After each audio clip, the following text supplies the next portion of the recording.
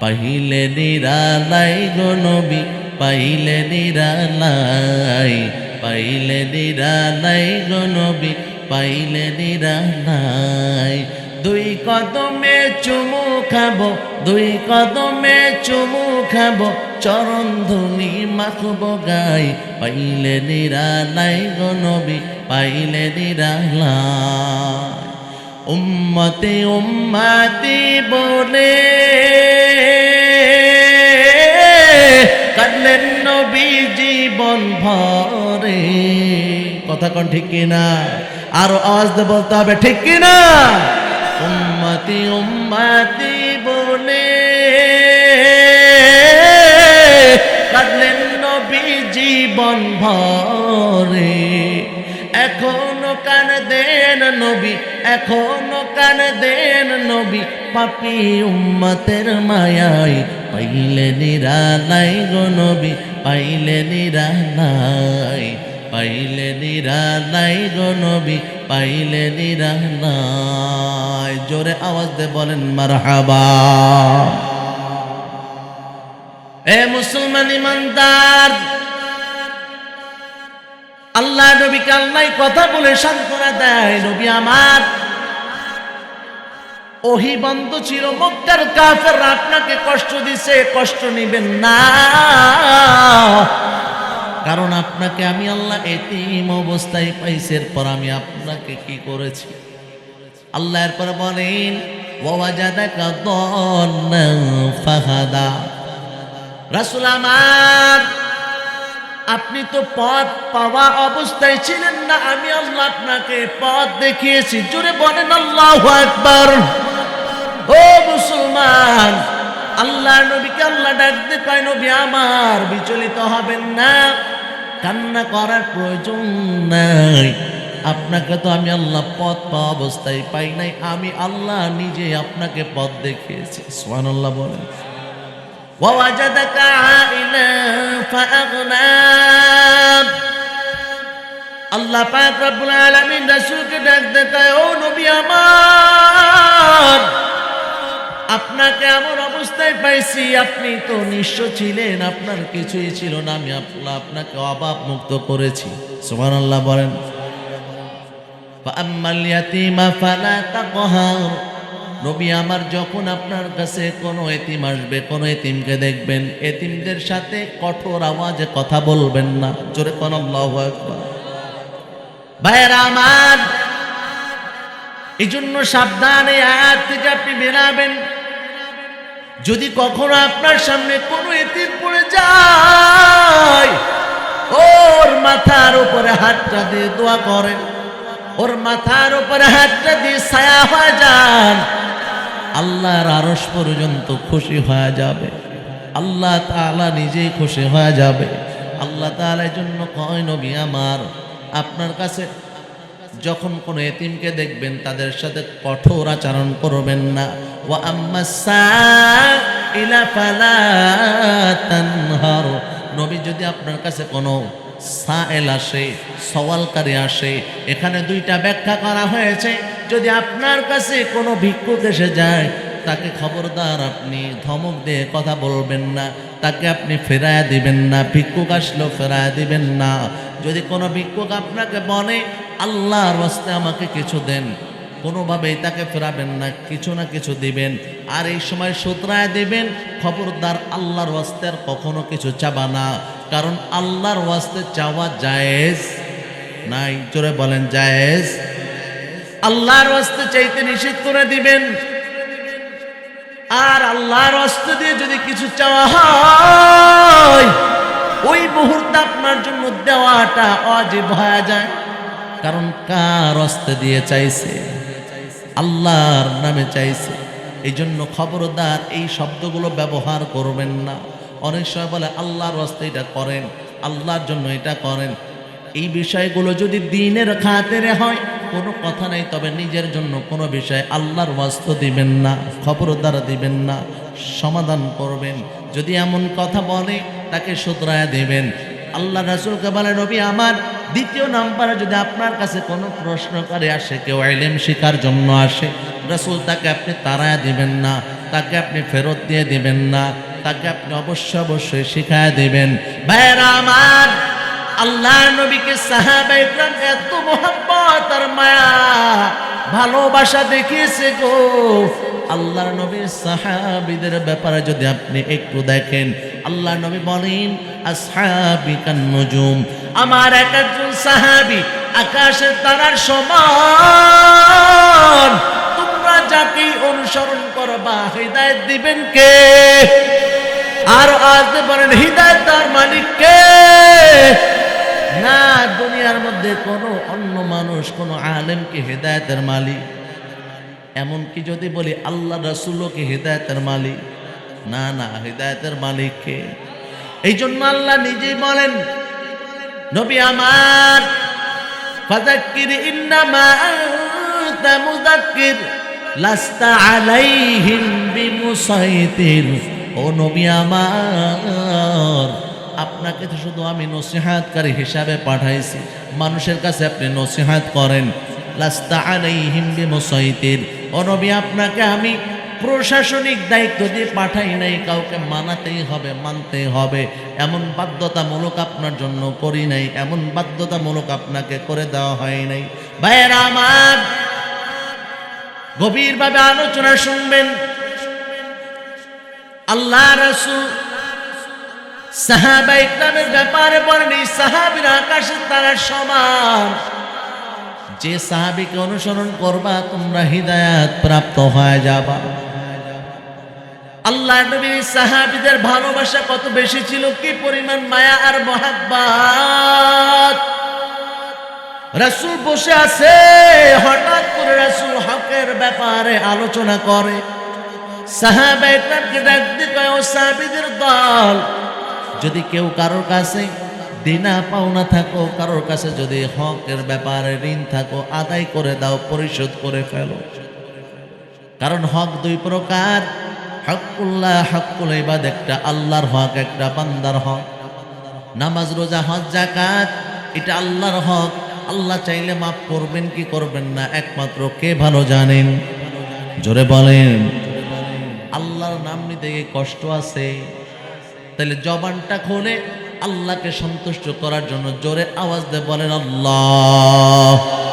নিদিক বান্দরে দুই নয়নের, নিদি বান্দরে দুই নয়নে, বইল না মোর আল্লাহ রে যুব, বইল না মোর আল্লাহ রে। একটা আওয়াজ দে, ডাক দে, বলো আল্লাহ। আল্লাহর নামটা একটু উচ্চ স্বরে নিতে হয়, কারণ আল্লাহর নামটা যে যত উঁচু করেছে আল্লাহ দুনিয়ায় তাকে তত উঁচু করে দিয়েছে। জোরে বলেন সুবহানাল্লাহ। জাফর ইবনে আবি তালেব রাসূলের চাচাতো ভাই, মুতার যুদ্ধে চলে গেছে। ওনাকে বলছে, ইসলামের যে পতাকাটা আছে এটা তোমার হাতে থাকবে, কালিমার পতাকা তোমার হাতে থাকবে। উনি হাতের মধ্যে নিছে, কাফেররা এসে ডান হাতের মধ্যে আঘাত করছে, ডান হাতটা কেটে পড়ে গেছে। উনি কালিমাটা পড়তে দেয়নি, বাম হাত দিয়ে উঁচু করছে। বলেন আল্লাহু আকবার। বাম হাত দিয়ে যখন কালিমার পতাকাটা উঁচু করেছে, বাম হাতের উপর আবার আঘাত করছে, হাতটা কেটে পড়ে গেছে, কালিমাটা পড়তে দেয় নাই, বুকের উপরে জায়গা দিয়েছে। বলেন আল্লাহু আকবার। ১৫০০ মাইল দূরের এই ঘটনাটা আল্লাহ রাসূলকে সরাসরি সামনে আল্লাহ তাআলা দেখান। সুবহানাল্লাহ বলেন। রাসূল এই ঘটনাটা দেখার পর কান্না শুরু করছে, চোখ দিয়ে দরদর করে পানি বের হয়। রাসূল যখন কান্না শুরু করছে, জিবরাইল আমিন এসে বলে, রাসূল, ইয়া রাসূলুল্লাহ, ইয়া হাবিবাল্লাহ, ঘটনা একটা দেখছেন আর একটা দেখেন নাই। আপনার চাচাতো ভাই আল্লাহর দ্বীনের জন্য, আল্লাহর নাম উঁচু করার জন্য দুইটা হাত কাটাইছে, বুকটা মেশায় দিয়েছে। আল্লাহ তাআলা জান্নাতের মধ্যে তাকে দুইটা পাখা দিয়ে দিয়েছে। জোরে বলেন আল্লাহু আকবার। ভাইরা আমার, আল্লাহ রাসূলের আদর্শ কত সুন্দর। রাসূলের আদর্শ থেকে যদি আপনি শিক্ষা গ্রহণ করেন, আল্লাহ তাআলা ডাক দিয়ে কয়, লাকাদ কানা লাকুম ফি রাসূলিল্লাহি উসওয়াতুন হাসানাহ। দুনিয়ার মধ্যে যত তোমরা আদর্শ দেখো না কেন, সবচাইতে শ্রেষ্ঠ আদর্শ হলো আমার আপনার নবী মুহাম্মদুর রাসূলুল্লাহ সাল্লাল্লাহু আলাইহি ওয়াসাল্লাম। এত দামি আদর্শ, এত দামি চরিত্র আর সার্টিফিকেট আল্লাহ অন্য কাউকে দেয় নাই। আল্লাহ তাআলা ডাক দিয়ে কয়, ওয়া ইন্নাকা লাআলা খুলুকিন আযীম। নবী আপনার চরিত্র বিশাল, এত দামি চরিত্র আর দুনিয়ার কারো নাই। আপনাকে আমি এত চরিত্রবান বানাইছি, এত দামি বানাইছি। মুসলমান ইমানদার, রাসূলের আদর্শ গ্রহণ করে মেনে নিতে দেরি আছে, আল্লাহর জান্নাত পাইতে দেরি হবে না। জোরে কোন সুবহানাল্লাহ। আল্লাহ পাক রব্বুল আলামিন রাসূলের সবচেয়ে কাছের সাহাবী ছিল দুইজন, আবু বকর, উমর। উমরের ব্যাপার আল্লাহ নবী ডাকতে কয়, লাউ কানা বাদি নাবিয়্যান লাকানা উমর। আমার পরে যদি নবী হওয়ার কোনো যোগ্যতা কারোর মধ্যে থেকে থাকে, সেটা ছিল আমার সাহাবী উমর। জোরে বলতে হবে আল্লাহু আকবার। কে উমর? উমরের এত সম্মান আল্লাহ দিয়েছে। কোরআনের মধ্যে একটা না দুইটা না, কোরআনের মধ্যে উমরের মনের চাহাত অনুযায়ী 16 থেকে 18টা আয়াত। উমর একজন সাহাবী, তার মনের চাহাত অনুযায়ী আল্লাহ তাআলা কোরআনের মধ্যে আয়াত নাজিল করে দিয়েছে। জোরে বলেন না সুবহানাল্লাহ। ভাইরা আমার, উমর বসে আছে, ওই একই সময় সাহাবায়ে কেরাম বসে আছে। হঠাৎ করে তাকায় দেখে রাসূলের আলোচনা শোনার জন্য তখনও পর্যন্ত পর্দার আয়াত নাজিল হয় নাই, পর্দার বিধান তখনও চালু হয় নাই, পর্দার বিধান তখনও পর্যন্ত চালু হয় নাই। ওমর তাকায় দেখে সাহাবায়ে কেরামের মধ্যে যারা নতুন ইসলামের মধ্যে দাখিল হয়েছে, আগে কাফের ছিল, নতুন ইসলামের মধ্যে দাখিল হয়েছে, রাসূলের আলোচনার চাইতে নারী সাহাবীরা যারা আছে তাদের দিয়ে চোখ বেশি চলে যায়। আর স্বাভাবিকভাবে আরে পুরুষ মানুষ হিসাবে নারীর দিকে চোখ যাবে, এটাই তো স্বাভাবিক। কথা কোন ঠিক কিনা? স্বাভাবিক। যদি না যায় এটাও অস্বাভাবিক, বুঝতে হবে এটা দুর্বল, অসুস্থ। কথা কোন ঠিক কিনা? আর যাবে এটাই স্বাভাবিক। আর এখান থেকে নজর হেফাজত করতে হবে, এটাই মুসলমান হিসাবে দায়িত্ব। কথা কোন ঠিক কি ঠিক না? আল্লাহ নবীর এই বিষয়টা দেখার পর রাসূল আলোচনা করে ওমরের মনের মধ্যে একটা এই বিষয়টা খটকা লেগে গেল। আল্লাহ রাসূলকে ডাকতে কয়, নবী আমার, আল্লাহ কি নারীদের ব্যাপারে, নারীদের পুরুষদেরকে আলাদা করে দেওয়ার ব্যাপারে কোনো আয়াত নাজিল করেছে? আল্লাহ নবী মুস্কি হাসে, কয় ওমর টেনশনের কারণ নাই, তুমি যেহেতু বলছো আল্লাহ অবশ্যই আয়াত নাজিল করে দেবে। জোরে বলেন আল্লাহু আকবার। আল্লাহ তাআলা আয়াত নাজিল করে দিলেন। আল্লাহ পাক রব্বুল আলামিন ডাকতে কয়, ইয়া নিসাআন নবী লাস্তুন্না কাআহাদিন মিনান নিসা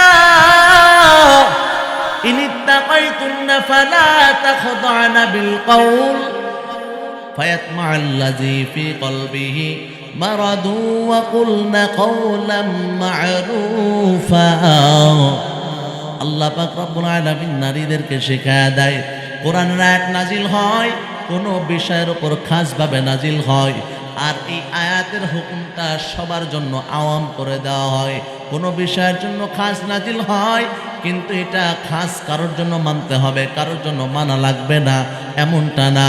আল্লাহ তাআলা ডাকতে কয়, নারীদেরকে শেখায় দেয়, ও নবীদের স্ত্রীদের দল, নবীদের স্ত্রীদের সাথে আমাদের সন্তান মেয়ে যারা আছে, আমাদের স্ত্রী যারা আছে, আমাদের মা বোন যারা আছে, আল্লাহ সবার ব্যাপারে বলে, ইয়া নিসা, ও নারীদের দল, খবরদার তোমরা কথা বলবা, কথা বলার ক্ষেত্রে কেমন সতর্কতা অবলম্বন করবা।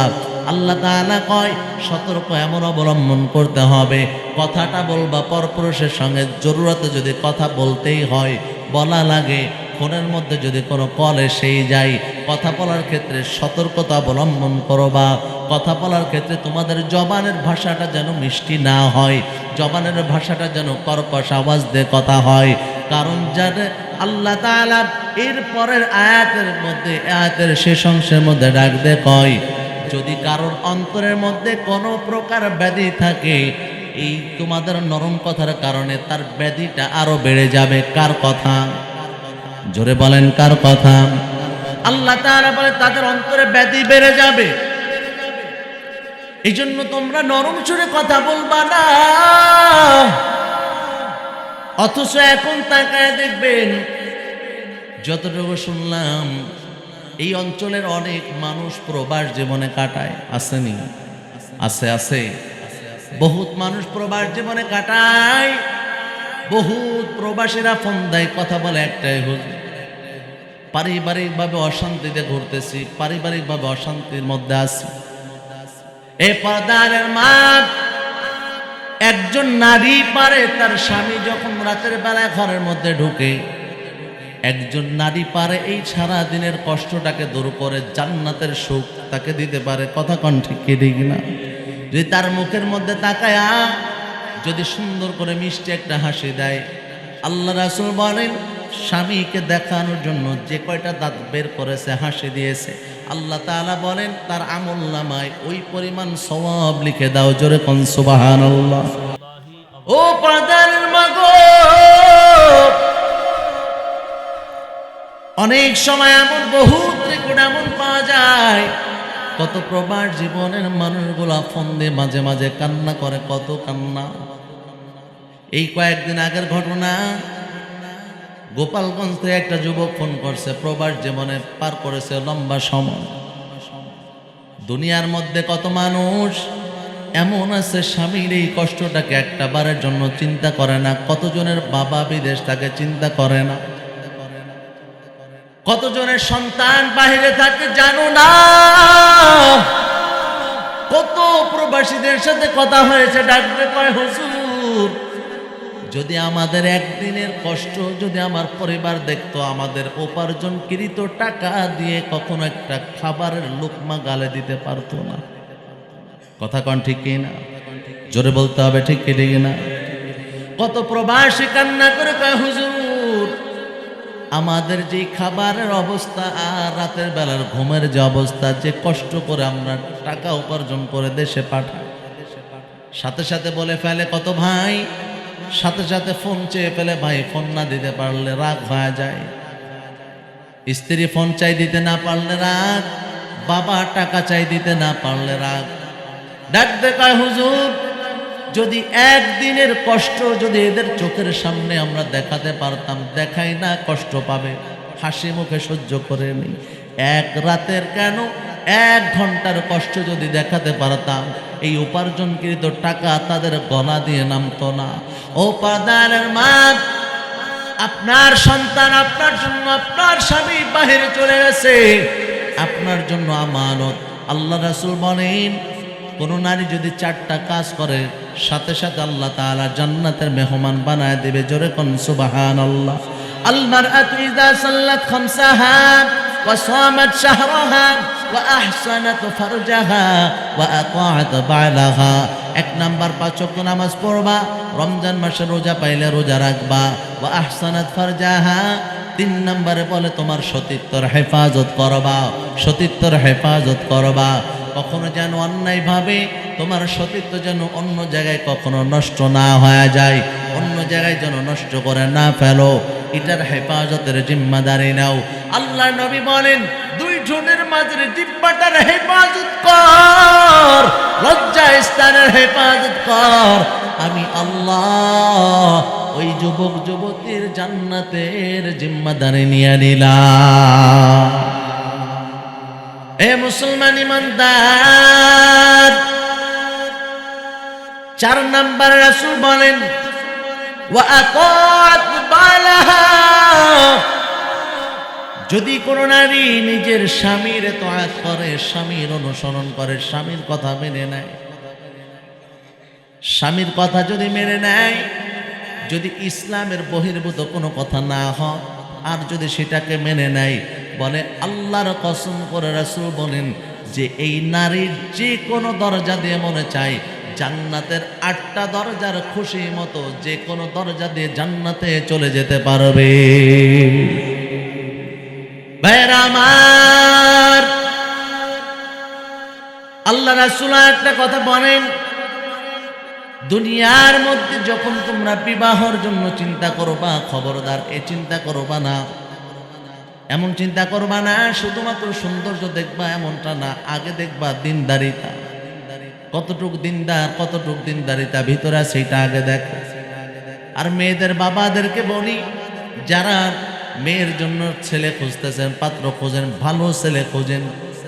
আরে ভালো ছেলে যদি খুঁজতে চান, এভাবে এলাকায় এলাকায় মানুষের কাছে প্রচার করে ভালো ছেলে খোঁজা যাবে না। মসজিদের নামাজের মধ্যে চলে আসেন, ফজরের কাতারের মধ্যে খুঁজে দেখেন যেই যুবক ফজরের সময় আল্লাহর হক আদায়ের জন্য শীতের রাতে উঠে ফজরের নামাজে সিজদা দিতে পারে, 100% গ্যারান্টি দিয়ে বলতে পারি এই ছেলেটা আপনার মেয়ের হকও 100% আদায় করবে। আওয়াজ দিয়ে বলেন ঠিক কিনা?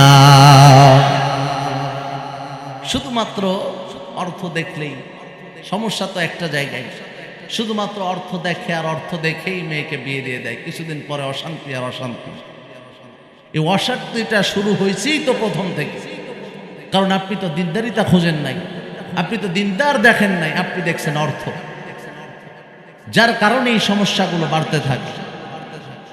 আল্লাহ পাক রব্বুল আলামিন বলেন, ওয়াকারনা ফি বুয়ুতিকুন্না ওয়ালা তাবাররুজনা তাবাররুজাল জাহিলিয়াতিল উলা। আল্লাহ তাআলা কয়, নারীরা খবরদার নিজেদেরকে তাবাররুজ করে বের হবা না, বেপরদায় তোমরা বের হবা না। কারণ নারী যদি পর পুরুষের নজর তার প্রতি পড়ে, ততবার তার আমল নামায় জিনার গুনাহ লিখে দেওয়া হয়। জোরে কন নাউযুবিল্লাহ। এ মুসলমান ইমানদার, আল্লাহর নবীর মেয়ে ফাতেমাতুজ জহরা সাইয়্যিদাতুন নিসাই আহলিল জান্নাহ, ফাতেমাতুজ জহরা বাবাকে ডাকতে বলে, বাবা দুনিয়ার মধ্যে আপনি চলে যাওয়ার পর আপনি আমাকে ওয়াদা করেছেন সবচেয়ে অল্প সময়ের মধ্যে আপনার সাথে আমার সাক্ষাৎ হবে, আমি নাকি সবচেয়ে আগে মারা যাব।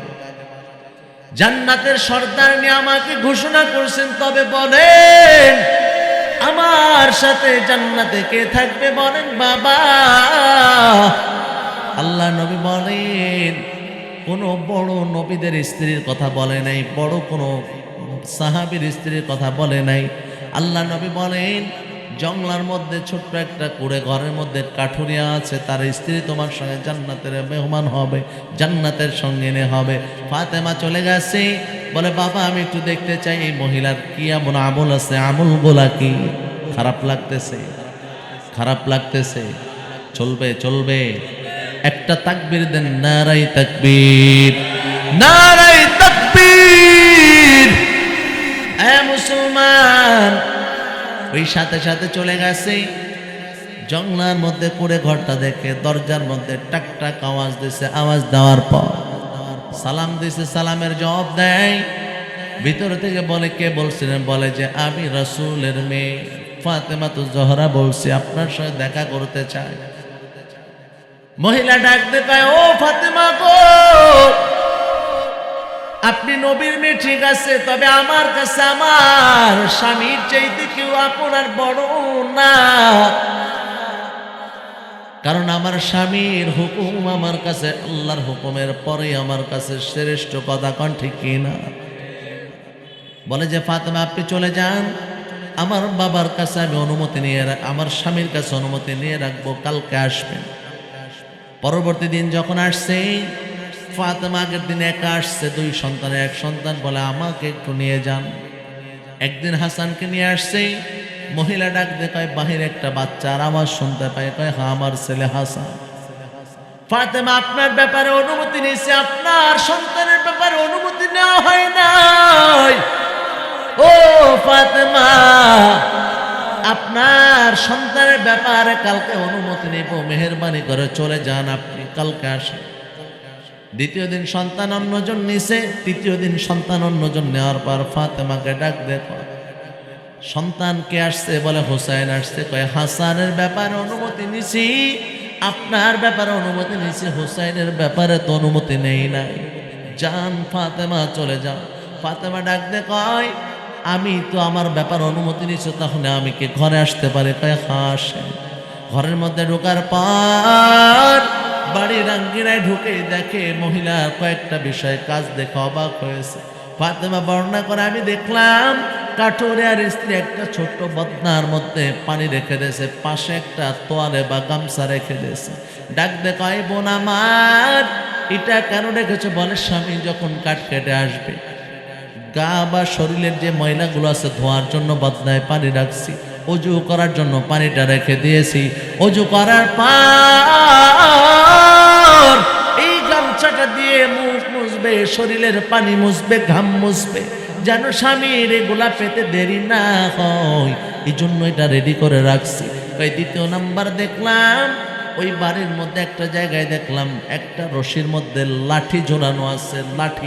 লাঠিটা দেখে আমি জিজ্ঞাসা করলাম ও নারী এই লাঠিটা কেন রাখা হয়েছে, রশিটা কেন রাখা হয়েছে? আবার পাশে দেখলাম একটা তরবারির মতো রাখা, একটা দা টাইপের রাখা। জিজ্ঞাসা করলে এগুলো কেন? বলে আমি যদি কখনো আমার স্বামীর অবাধ্য হয়ে যায়, স্বামী যেন আমাকে সাথে সাথে শাসন করার জন্য লাঠিটা ব্যবহার করে। প্রয়োজন যদি এমন হয় এর চাইতেও যদি বেশি বিপরীত হয়ে যায়, সাথে সাথে আমার হাত পাটা বেঁধে ফেলবে, আমাকে প্রয়োজনে জবাই করে দেবে, আমার কোনো দুঃখ থাকবে না। জোরে আওয়াজ দিয়ে বলেন আল্লাহু আকবার। ফাতেমা দেরি করে নাই, সাথে সাথে জোড়া ধরছে আর ডাক দিয়ে বলে বোন আমার, আল্লাহর নবী তো তোমার ব্যাপারে সংবাদ দিয়েছে, জান্নাতে আমার সাথী হিসাবে তোমাকে আল্লাহ দিয়েছেন, তোমাকে জান্নাতে আমার সাথী বানায় দিবে। জোরে কন্যা সুবহানাল্লাহ। ও পাদালের মা একটু চিন্তা করে দেখবেন, একটু চিন্তা করবেন, এটা আপনার জন্য স্বামীটা কত বড় নেয়ামত, স্বামীটা কত বড় নেয়ামত। বেশিরভাগ যুবক এমন কথা বলে, ফোন দিলেই কেউ না কেউ অশান্তি। আজকেও এখানে আসছে, আসার পর সব মিলাই কথা একটা বললো, হুজুর নারীরা অনেক আসছে, অনেক মা বোনেরা আসছে, তাদের ব্যাপারে কিছু নসিহাত করেন, তাদের ব্যাপারে কিছু নসিহাত করেন। সব জায়গায় যেখানে যাই না কেন কিছু আমার আলোচনার মধ্যে এমনটা থাকে, নারীদেরকে নিয়ে কিছু নসিহাত, নারীদেরকে নিয়ে কিছু নসিহাত। কারণ একটাই, যদি আমাদের ফ্যামিলি গোলা প্রথমে ঠিক হয়ে যায়, প্রত্যেকটা সংসার ছোটখাটো একটা জান্নাতে পরিণত হয়ে যাবে। কথা কন ঠিক কিনা? সমস্যাটা এখানে। আবার সমস্যা তো অন্যদিকেও আছে। একটা নারী যখন অন্য জায়গায় থেকে আপনার বাড়িতে আসছে, পরের বাড়িটা ছেড়ে, মা বাবাকে ছেড়ে আপনার বাড়িতে আসছে, এই নারীটা আপনার কাছে আমানত। আপনার কাছে কি আমানত? আমানতের খেয়ানত যেন না হয়। চিন্তা করলেন পরের বাড়ি থেকে আসছে, এই জন্য তার উপর সমস্ত বোঝা চাপাই দেবেন আর জুলুম করবেন, এটাও আপনার জন্য জায়েজ নাই। আবার শাশুড়ি যারা আছে তারাও যদি একটু চিন্তা করত যে আমার মেয়েটার যে ভুলগুলা হয়, একজন শাশুড়ি বৌমাকে যদি নিজের মেয়ের মতো মনে করে ভুলগুলাকে ক্ষমা করত, সংসারে কোনো অশান্তি থাকতো? জোরে বলেন থাকতো? একজন মেয়ে ফেসবুকে পোস্ট করছে, পোস্টটা ছিল এমন যে ছেলেদেরকে না দিয়ে যদি মেয়েদেরকে মা বাবার দায়িত্ব দেওয়া হতো তাহলে পৃথিবীতে কোনো বৃদ্ধাশ্রম থাকতো না। অনেকে না বুঝে কয় ঠিক, আরে ঠিক পরে বলেন। মেয়ে লেখছে কি যে মেয়েদেরকে দায়িত্ব দিলে বৃদ্ধাশ্রম বলতে কিছু থাকতো? একটা ছেলে নিচে আবার কমেন্ট করছে, কমেন্টটা ছিল এমন, আরে যদি প্রত্যেকটা মেয়ে শ্বশুর শাশুড়িকে নিজের মা বাবার মতো মনে করত তাহলে পুরা পৃথিবীতে বৃদ্ধাশ্রম বলে কিছু থাকতো না। এবার বলেন ঠিক কি না? এই জায়গা মতো ঠিক বলেন। দাদার কবর কোথায় আর কানছেন কোথায়? এই জন্য আমার মা বোনেরা যারা আছে সকলের কাছে অনুরোধ যে সংসার সবসময় সুখের হয় যখন আপনি একটা বিষয়কে মেনে নিয়ে, অনেক সময় ত্রুটি বিচ্ছুত মানুষ তো দোষ গুণেই মানুষ, কোনো জিনিস ভুল ত্রুটি হওয়ার সাথে সাথে স্বামীও যদি একটু স্যাক্রিফাইস করে, স্ত্রীও যদি এটা করে, সবাই মিলে যদি করতে পারে, ছোটখাটো এই দুনিয়ার মধ্যে একটা জান্নাতি পরিবার হয়ে যাবে। কথা কন ঠিক কি ঠিক না? আরো জোরে বলতে হবে ঠিক কি ঠিক না?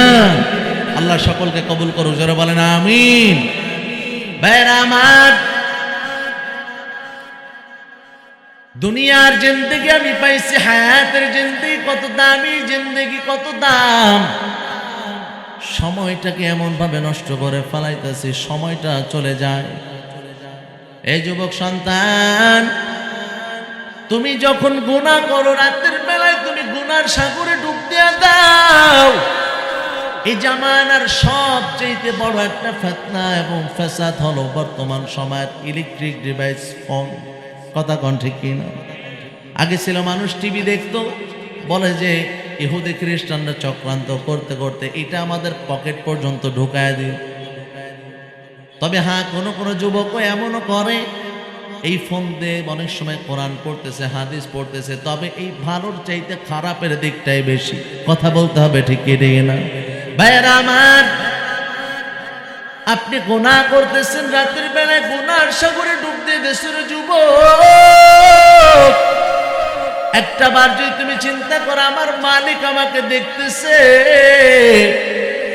এই যুবক সন্তান, বৃদ্ধ বাবাজিদের দল, দিলটাকে সামান্য সময়ের জন্য একটু নরম করে দিবে। আজকের আলোচনা যেন এমন না হয় শুধুমাত্র বক্তার কণ্ঠ শুনতে আসছে, কণ্ঠ শুনে দিলের খোরাক নিয়ে চলে গেলে হবে না, মানে কানের খোরাক নিয়ে চলে গেলে হবে না, দিলের খোরাক নেওয়ার দরকার আছে না নাই? আল্লাহ রাসূল বলেন, আল্লাহর ভয় যদি কোনো মানুষ চোখ থেকে পানি বের হয়, ওই বান্দার জন্য আল্লাহর জাহান্নাম হারাম হয়ে যায়। জোরে বলেন সুবহানাল্লাহ। একটু দিলটাকে নরম করে দেন। একটা বারের জন্য আপনাকে বলবো, আপনি একটু চিন্তা করেন, গভীর মনোযোগ দিয়ে খেয়াল করবেন। আজকে এই রাতের বেলায় যদি আপনার মৃত্যু হয়ে যায়, ও বৃদ্ধ বাবাজিদের দল, ও পর্দালের মা, এ যুবক সন্তান, তুমি গুনাহ করো,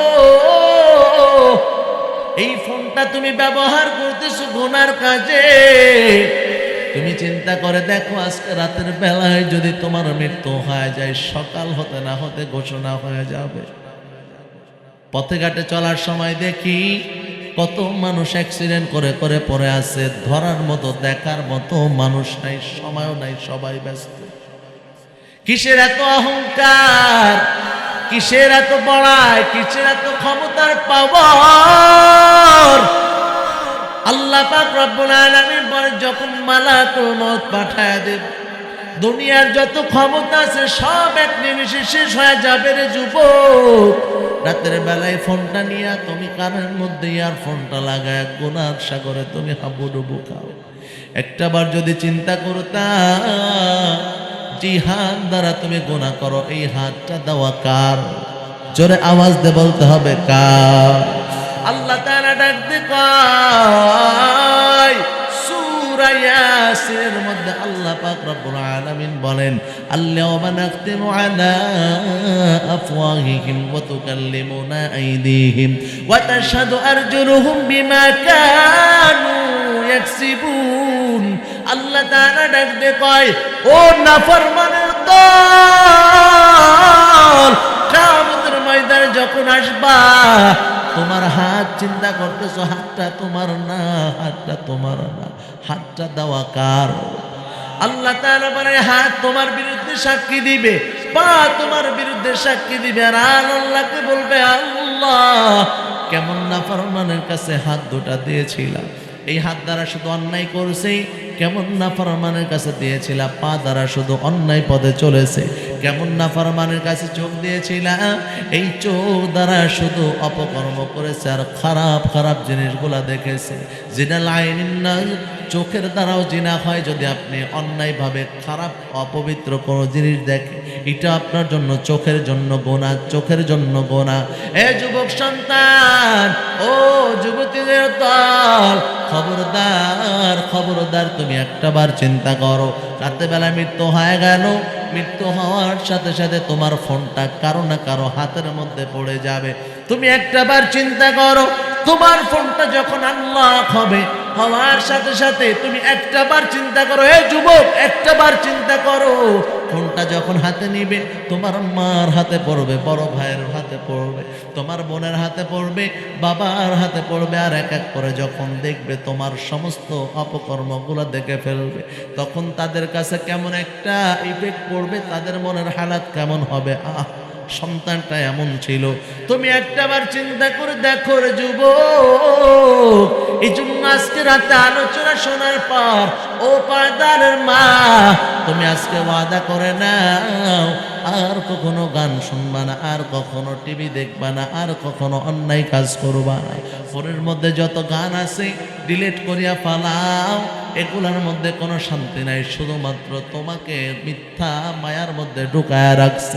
তোমার যদি মনে চাই কিছু শুনতে হবে, তুমি ইউটিউবের মধ্যে সার্চ দাও, অনেক দেখো কারি সাহেবদের তেলাওয়াত আছে, মক্কার ইমামের তেলাওয়াত আছে, এই তেলাওয়াত গুলো কানের মধ্যে ঢুকায়া দাও, দেখো ইমাম নিজেও কান্না করে, মুসল্লিরাও কান্না করে রে যুবক। তুমি কেন পারবা না রে বলো বাবা? তোমার অন্তরে কি মৃত্যুর ভয় নাই? আল্লাহর আযাবের ভয় নাই? তুমি যদি একটু চিন্তা করো, এই বিজ্ঞান এখন বর্তমান সময় তারা বলতে বের করতে সক্ষম হয়েছে, তারা বলে একটা মানুষ যখন মারা যায়, মারা যাওয়ার 12 ঘন্টা পর্যন্ত তার এই মেধাটা দেমাগটা চলতে থাকে। একটা মানুষ যখন মারা যায়, তার কানের কাছে সবাই এসে বলে লোকটা মারা গেছে, মরিয়া গেছে। মৃত্যু ব্যক্তিটা হ্যাঁ হ্যাঁ তুমি আমি আমরা সকলে যখন মারা যাব, আমাদের কাছে কেমন যেন স্বপ্নের মতো মনে হবে, আমি এখনো মরি নাই, স্বপ্ন দেখতেছি। মৃত্যু ব্যক্তিটা চিন্তা করে, আমি স্বপ্ন দেখতেছি, মনে হয় মৃত্যুর স্বপ্ন দেখতেছি। সবাই একের পর এক গোসল দেয়, ঘর থেকে যখন বের করে ফেলে, মৃত্যু ব্যক্তিটা চিন্তা করে আমি একটু পরেই লাফায় উঠে পড়বো, উঠে পড়ার সাথেই তো আমি সব দেখব। এ যুবক সন্তান, যদি আজকে রাতে মালাকুল মাউত চলে আসে, তোমার দরজায় এসে যদি কড়া নাড়া দেয়, তোমার জীবনটা যদি চলে যায়, তুমি যদি লাশ হয়ে যাও, রাতের বেলায় ইমাম সাহেবকে ডাক দেবে, মুয়াজ্জিন সাহেবকে ডাক দেবে, ঘোষণা হয়ে যাবে ইন্না লিল্লাহির আওয়াজ। সকালবেলায় তুমি মনে করো মা স্বপ্নের মাধ্যমে দেখতেছি, ইমাম সাহেব মনে হয় ঘোষণা দিয়েছে, এটাও স্বপ্ন দেখতেছি। না, স্বপ্ন না, কারণ তোমার মেধা চলবে, তুমি এমনটা মনে করতে থাকবা। জানাজা শেষ হবে, হওয়ার পর যখন কবরে নিবে, কবরে নেওয়ার পর তখনও এই লাশটা চিন্তা করে আমি এখনো স্বপ্নের মধ্যে আছি, স্বপ্ন দেখতেছি। আর কিছু সময়টা পার হয়ে যাওয়ার পর উঠে যাব, যখন কবরের মধ্যে রাখা হয় লাশটা, তখনও চিন্তা করে আমি এখনো মনে হয় স্বপ্ন দেখতেছি, স্বপ্নের মধ্যে বিপদ। একটা পর্যায়ে যখন সময় পার হয়, যখন চালের বাঁশগুলো রাখা হয়, যখন মাটিটা টানতে শুরু করে, তখন চিন্তা করে না, এই তো এখনই আমি লাফ দিয়ে উঠে যাব, উঠে গেলেই তো ঘুমটা ভেঙে যাবে। এরপরে যখন দেখে অন্ধকার হয়ে আসছে, লাশটা তখন বুঝতে শুরু করে না, আসলে আমার মৃত্যু হয়ে গেছে, সব অন্ধকার হয়ে গেছে, সব অন্ধকার। কবরে আযাব সহ্য করার ক্ষমতা দুনিয়ার কারো নাই, জাহান্নামের আগুন সহ্য করার ক্ষমতা কারো নাই রে যুবক। যারা গোনা নিয়ে কবরের মধ্যে যাবা, দুই পাশের মাটির এমন জোরে চাপ দেবে, এক পাঁজরের হাড় অপর পাঁজরের মধ্যে ঢুকে যাবে। এই বৃদ্ধ বাবাজিদের দল, জীবনে কত গুনাহ করে ফেলেছো, কত নামাজ কাজা করে ফেলেছো, আল্লাহর কাছে তওবা করো। আয় আল্লাহ, খাঁটি নিয়তে তওবা করতে চাই, জীবনে কত গুনাহ করে ফেলেছি রে মালিক, আপনার কাছে খাঁটি নিয়তে তওবা করতে চাই, আর কখনো গুনাহ করব না।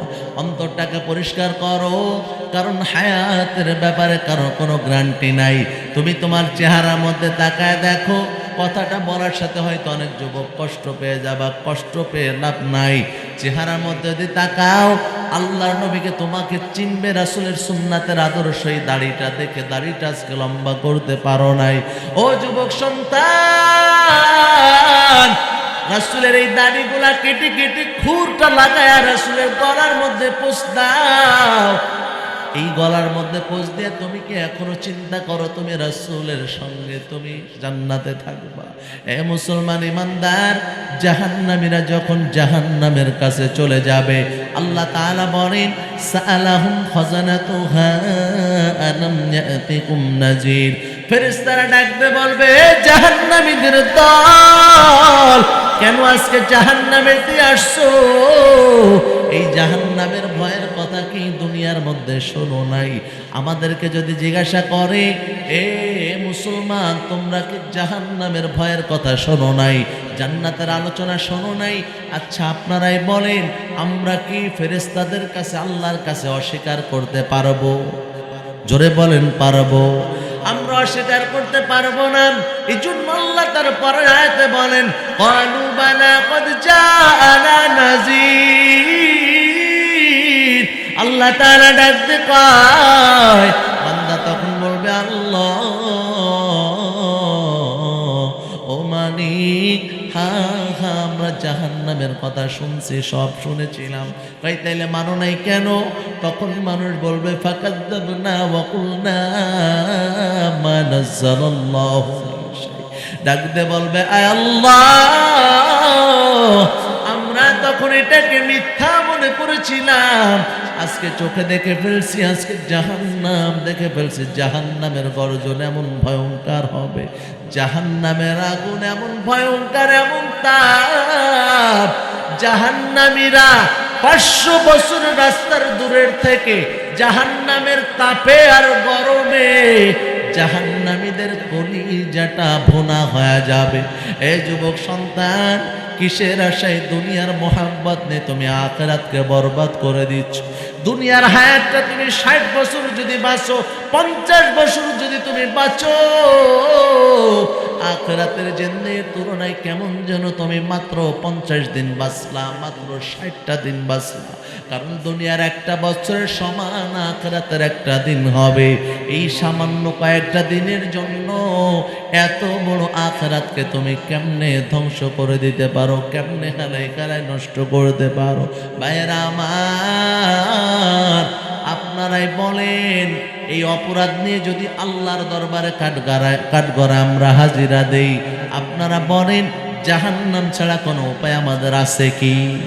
এই আওয়াজ দিয়ে বলেন আছে কি? যদি তাই হয় তাহলে আমাদের তওবা করার দরকার আছে না নাই?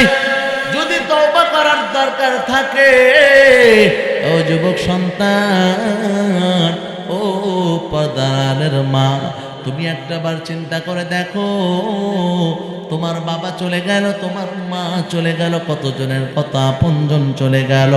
এই শীতের রাতের মধ্যে চিন্তা করো, তুমি কত দামি কাপড় পরে পরে পরে পরে ঘুমাও, আর তাদের দিয়ে তাকায় দেখো, ওই কবরের মধ্যে তারা পাতলা একটা কাপড় গায়ে দিয়ে ঘুমায়।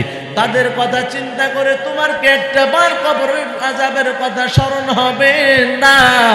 ও যুবক সন্তান, কবর আযাব যদি বিশ্বাস না হয়, বাংলাদেশের কত কবরের ব্যাপারে তো এমন খবর পাওয়া যায়, অনেক কবরের মধ্যে সাপ বিচ্ছু দেখা গেল, এমন অনেক নিউজ পাওয়া যায়, খবর পাওয়া যায়। আবার এমন লাশের কথা পাওয়া যায়, লম্বা সময় পার হয়ে যাওয়ার পরও লাশটা পচে নাই। কথা কোন ঠিক কেটে নাম? যেগুলোর ব্যাপারে এমন খবর পাওয়া গেল যে লাশগুলো পচে নাই, এগুলো সব কবর। আর যেগুলোর মধ্যে সাপ বিচ্ছু দেখা গেল, এগুলা সব বেনামাজি জাহান্নামীদের কবর। ও যুবক সন্তান, অন্তরে যদি মুনাফিকি না থাকে, তওবা করার যদি নিয়ত হয়, কারণ কখন চলে যাবা জানা নাই, তওবা করার যদি নিয়ত হয়, অন্তরে যদি কোনো মুনাফিকি না থাকে, খাটে নিয়েতে দুটি হাত আমার আল্লাহকে দেখায়া দাও। নারে তাকবীর! ও আল্লাহ, আমি মুসাফির মানুষ, মুসাফির অবস্থায় দোয়া করলে দোয়া কবুল হয়। ও আল্লাহ, এই মানুষগুলো হাতগুলো হাত উঁচু করছে, কোরআনের মহাব্বতে হাত উঁচু করছে। তওবা করতে চাই। আমরা জানি আমরা সকলেই তো গুনাহ করে ফেলি, না বুঝে গুনাহ করে ফেলি। আমরা গুনাহ করনেওয়ালা জাত, আপনি ক্ষমা করনেওয়ালা মহাসত্তা। আল্লাহ আপনি আমাদের সবাইকে ক্ষমা করে দেন, জোরে কোন আমিন। আল্লাহ হাতগুলো উঁচু করছে, আর কখনো দাড়ি কাটবে না, নামাজ ছাড়বে না, আর কখনো বিপর্দায় চলবে না, আর কখনো গান শুনবে না, ও আল্লাহ, আর কখনো নামাজ ছাড়বে না। যেভাবে তওবা করার খেয়াল করছে, অন্তরটা যদি খাঁটি হয়, সকলের তওবাকে কবুল করে নেন, জোরে কন্যা আমিন।